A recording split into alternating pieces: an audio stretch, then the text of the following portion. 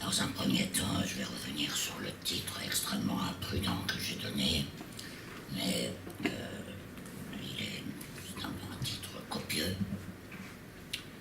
Tradition scientifique nationale, tradition universitaire, communauté scientifique, école, etc. Si vous avez lu le texte, et vous l'avez lu forcément, le texte de présentation générale du colloque, vous avez vu que quand on m'a demandé quel était mon sujet, j'ai choisi de ne pas choisir, puisque tous ces termes désignent, et d'autres encore, puisqu'il y a des points de suspension, désignent des formes d'organisation et de production, pour reprendre le titre du colloque, de la linguistique et des savoirs et des savants en général.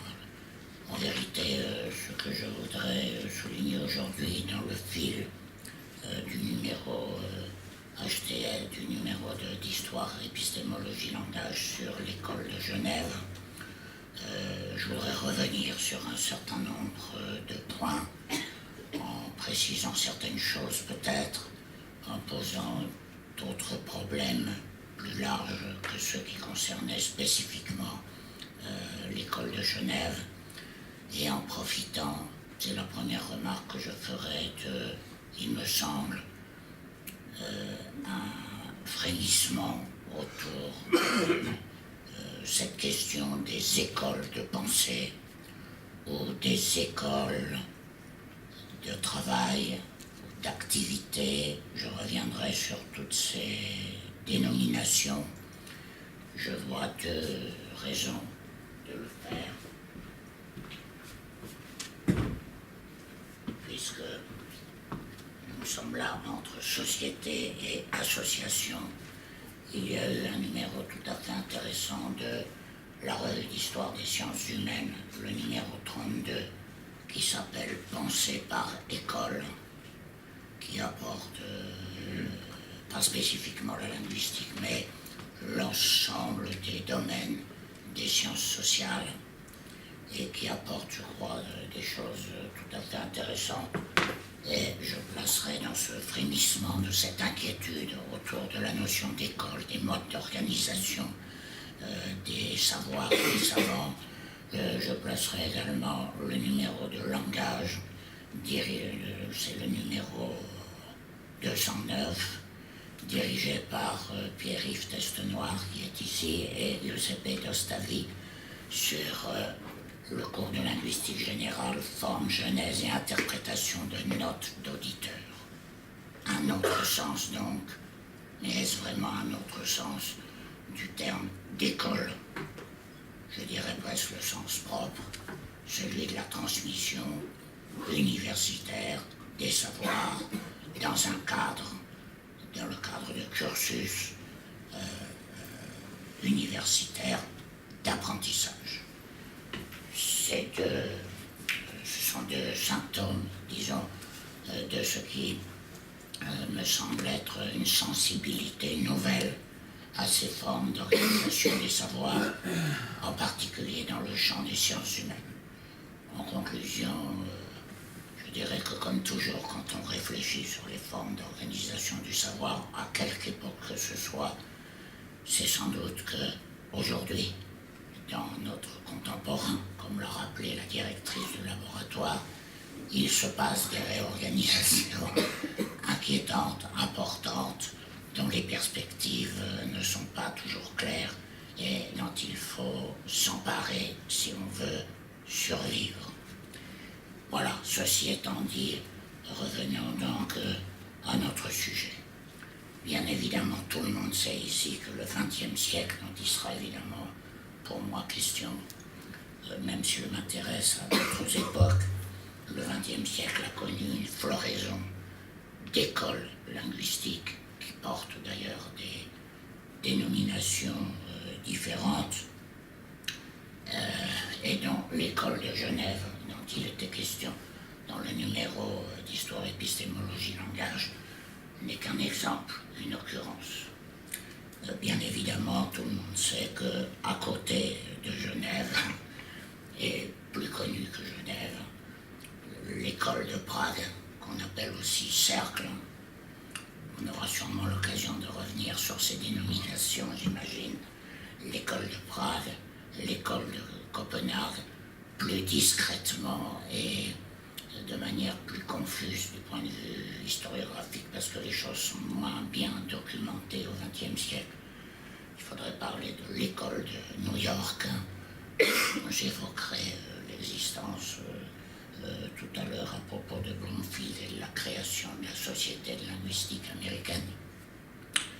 Et il ne faudrait pas oublier non plus l'école de Tartu, qu'on a connue très tardivement en France en particulier, mais dont rétrospectivement on est en train de réévaluer l'importance.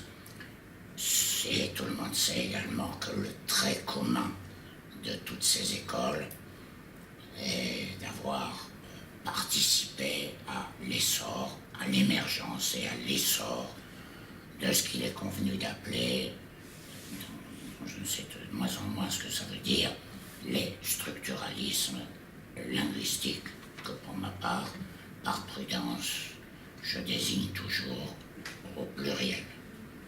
Pas toujours, mais depuis un moment, je désigne au pluriel. Alors, il est bien évident qu'au XXe siècle, l'usage de la notion d'école ne se restreint pas à ce champ difficile à saisir des structuralismes ou du structuralisme. Dans la littérature scientifique, pour désigner l'école générative, il arrive qu'on utilise générative, mais qu'on utilise par exemple l'école de Cambridge, Massachusetts. Donc cette utilisation est tout à fait courante. À quoi on doit ajouter encore que cette catégorie historiographique d'école, plus ou moins réfléchie, plus ou moins assumée par ses promoteurs et usagers, parfois imposée de l'extérieur, comme c'est le cas de l'école néo-grammairienne, qui, comme vous le savez, n'a pas été l'objet d'une revendication première de ses membres, mais d'une récupération après coup de la dénomination par ses membres. Cette notion d'école est passablement obscure et elle n'est pas restreinte non plus, et bien évidemment, aux écoles linguistiques. J'en veux pour preuve un ouvrage paru en 2015 de Marina Grishakova et Sylvie Salopère, si je prononce convenablement, qui s'intitule Theoretical Schools and Circles, Literary Theories, History, Philosophy. Autrement dit, cet ouvrage propose ces notions de cercle et d'école comme l'une des entrées possibles dans la restitution de tout un pan, non seulement de la linguistique, mais de toute la modernité, en quelque sorte, des sciences humaines et sociales. Comme le mettent en évidence les auteurs, l'éclectisme des dénominations doit d'abord retenir l'attention. On peut parler d'école, on peut parler de cercle, et on peut surtout déterminer ces substantifs de différentes manières. Par exemple, on dit couramment, on parle couramment d'école formaliste russe. Il s'agit évidemment de la doctrine. On peut parler de cercle de Bakhtin. On parlera à ce moment-là du fondateur ou de la personnalité charismatique sans laquelle, on le verra, il n'y a pas d'école. On peut parler en France, en histoire, d'école des annales. Les annales renvoyant à une revue et non pas un fondateur ou un lieu. peut parler de cercle de Prague, d'école de Genève, d'école de Chicago en sociologie, et c'est sans doute les sociologues, à mon avis c'est pas un hasard, qui le plus ont réfléchi sur cette question de la consistance théorique de la notion d'école. Et souvent, je sais qu'il y a toute une littérature que je n'ai pas lue en détail, mais je sais qu'elle existe sur précisément l'école de Chicago, son existence qui est affirmée par les uns, contestée par les autres. La notion d'école étant souvent dans la communauté ou dans le champ, pour parler comme Bourdieu, un point polémique de discussion, de reconnaissance, d'identité. L'école de Yale, il s'agit là évidemment du lieu où vous pouvez le sentir, l'école de Yale, c'est pas une ville seulement, c'est une institution, c'est l'université. Question à mon avis fondamentale que je ne sais pas résoudre, quel rapport y a-t-il entre les écoles et les universités? C'est extrêmement variable. Prague n'est pas du tout dans la même situation que Copenhague, par exemple, de ce point de vue. Toutes ces dénominations, donc, disent bien à la fois la commodité de dénomination repère dans l'espace et le temps et la relative indétermination, au-delà d'un procédé commode, du fonctionnement de ces catégories. Cercle, groupe. Quand j'étais jeune, j'appartenais avec d'autres ici au GRIL, groupe de recherche sur l'histoire de la linguistique, 1976. Groupe, comme on dirait un groupe de rock'n'roll. C'est quelque chose comme ça. Groupe, école, cercle, tous ces termes plus ou moins concurrents, plus ou moins substituables les uns aux autres. Alors, il est bien évident que cette notion d'école, de cercle, ce type de regroupement ne date pas du XXe siècle exclusivement. À mon avis, il se crée plutôt au XIXe siècle, mais ça serait à vérifier, et selon les disciplines et à l'intérieur de la linguistique, on pourrait dire l'école néo-grammairienne, c'était aussi l'école de Leipzig, ça se disait couramment, mais on pouvait parler aussi d'école de Kazan en Russie, et plus en arrière, mais est-ce une illusion rétrospective? On pouvait parler d'école des idéologues. Cette expression école des idéologues avait, à la vérité, je ne suis pas sûr qu'elle ait eu cours au XVIIIe siècle, mais elle sert au XIXe à désigner et à repérer quelque chose qui est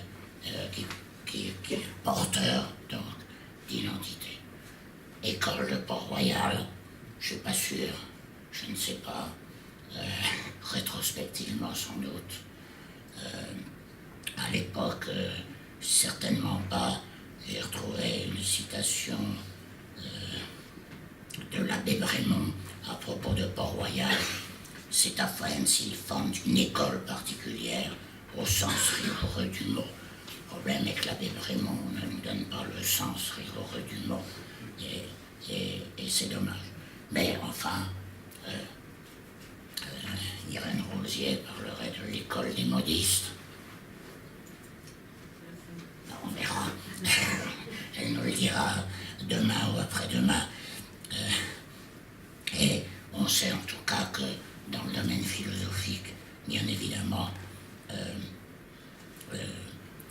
on pouvait être dans l'Antiquité du portique, on pouvait être du jardin, on pouvait être du lycée, on pouvait être de l'académie, etc., ou du tonneau, pour Diogène, pour les cyniques, le lieu renvoyant évidemment outre à lui-même, il est identifiable sur une carte, à une fondation, ou l'Éléate, les Éléates, etc., toutes ces dénominations renvoyaient bien sûr donc outre à un lieu, à un fondateur, à une doctrine identifiable et différenciable, Et je reviendrai sur cette question de la différence et du rôle dans la différenciation que joue le terme d'école, et bien sûr à une tradition ou un projet transmissible dont la traçabilité était jugée rétrospectivement assurée ou projectivement souhaitable. On peut se recommander d'une école pour se projeter précisément dans l'avenir et pas simplement pour se rendre visible, terme de la science moderne, la visibilité, se rendre visible. C'est une obsession aujourd'hui des instances et des institutions scientifiques pour se rendre visible, mais également pour assurer la pérennité de quelque chose. Alors, de cette trop longue introduction, on peut tirer une série de questions plutôt que des leçons. Évidemment, ce serait trop tôt. Première série de questions. Il me semble que le regroupement en école n'est évidemment pas le seul mode de socialisation, de regroupement, de repérage, de balisage des savoirs et des savants.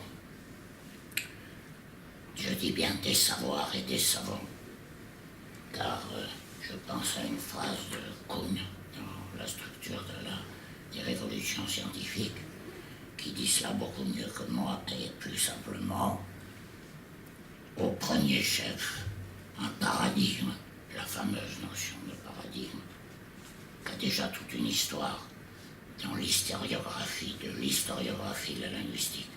Je rappelle qu'il y a eu un colloque à Chicago en 1964 sur la validité de la notion de paradigme dans l'histoire de la linguistique. C'est au cours de ce colloque que Bellheims a proposé le terme de cynosure pour atténuer les effets de la notion de paradigme. Et donc, Kuhn nous dit au premier chef, un paradigme régit non un domaine scientifique, mais un groupe de savants. Je ne suis pas un partisan forcené de la notion de paradigme, mais je crois qu'on oublie souvent, quand on cite cette expression, cette dimension. C'est la dimension organisationnelle qui donne sa consistance, si elle en a une, à la notion de paradigme, plus que celle de contenu. Donc, le regroupement en école n'est pas le seul mode de socialisation, de regroupement, de repérage et de balisage des savoirs et des savants. L'historiographie spontanée ou réfléchie utilise volontiers d'autres termes d'agrégation, d'autres termes de rassemblement et aussi bien, notons-le, de dispersion et de différenciation, car je crois que dans le domaine des savoirs, il n'y a de regroupement que s'il y a aussi la possibilité de dispersion et de dissidence. La notion de courant, par exemple, la notion de tradition que notre laboratoire a largement contribué à remettre à l'honneur, et on sait que ça a suscité des discussions très nombreuses.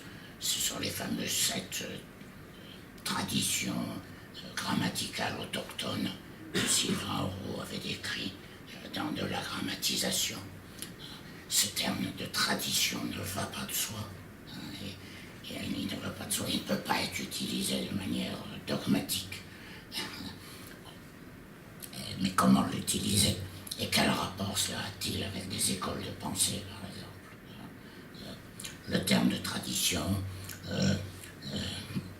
les termes de communauté savante, termes que vous utilisez sûrement tous les jours avec les institutions scientifiques qui nous régissent.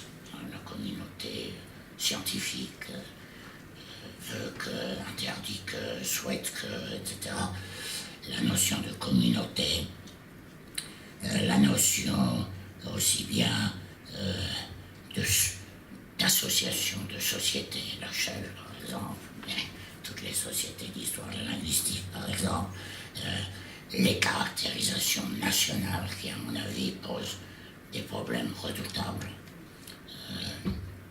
Quand je dis national, c'est parfois presque civilisationnel ou culturel. Je pense à notre collègue Patrick Sériaux, quand il oppose la tradition occidentale et la tradition eurasienne. Et quand il montre l'importance qu'a eu cette importance inaperçue pendant très longtemps, qu'a eu cette opposition dans l'émergence du structuralisme de l'Est oriental, si on peut dire, hein, il y a de grands ensembles, et les traditions nationales, c'est évidemment la même chose. C'est une question ancienne et compliquée, c'est le rapport effectivement de la science à l'organisation étatique, qui est évidemment depuis le XIXe siècle une question absolument cruciale, mais ça a commencé évidemment beaucoup plus tôt, en particulier avec la naissance des académies. Et dans le texte de provocation du colloque, je n'ai pas vu le terme académie, il me semble, il n'apparaît pas. Moi, il me paraît absolument capital, à la fois pour mesurer des différences, et aussi parce que c'est un mode d'organisation particulier dans ce rapport avec l'État, la nation, avec l'idée de science nationale ou de tradition scientifique nationale. On dit couramment, par exemple, les mathématiques françaises. On dit parfois l'école mathématique française. Qu'est-ce que ça veut dire exactement? La physique danoise, Copenhague, en physique c'est important. L'école de Copenhague, ça désigne pas que la linguistique, ça peut désigner aussi les physiciens. Alors, la question qu'il faudrait poser, que je ne résous pas, mais je pense que ce colloque est là pour faire l'inventaire du chantier, pour poursuivre ces questions.